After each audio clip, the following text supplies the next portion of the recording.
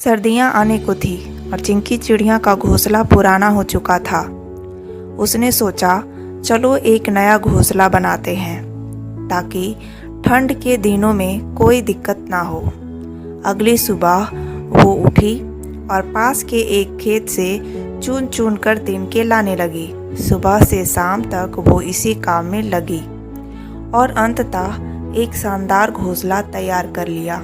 पर पुराने घोंसले से अत्यधिक लगाव होने के कारण उसने सोचा, चलो आज एक आखिरी रात उसी में सो लेते हैं और कल से नए घोंसले में अपना आशियाना बनाएंगे। रात में चिंकी चिड़िया वहीं सो गई। अगली सुबह उठते ही वो अपने नए घोंसले की तरफ उड़ी और जैसे ही वो वहां पहुंची, उसकी आंखें फटी की फटी रह गई। किसी और चिड़िया ने उसका घोंसला तहस नहस कर दिया था। चिंकी की आंखें भर आई, वो मायूस हो गई।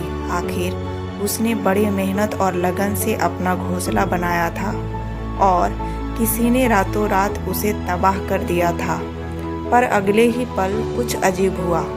उसने गहरी सांस ली, हल्का सा मुस्कुराया और एक बार फिर उसी खेत से जाकर तिनके चुनने लगी।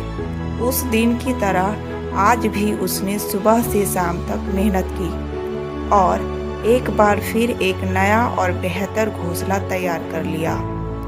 जब हमारे मेहनत पर पानी फिर जाता है तो हम क्या करते हैं? शिकायत करते हैं, दुनिया से इसका रोना रोते हैं, लोगों को कोसते हैं और अपनी फ्रस्ट्रेशन निकालने के लिए न जाने क्या क्या करते हैं। पर हम एक चीज़ नहीं करते, हम फ़ौरन उस बिगड़े हुए काम को दोबारा सही करने का प्रयास नहीं करते।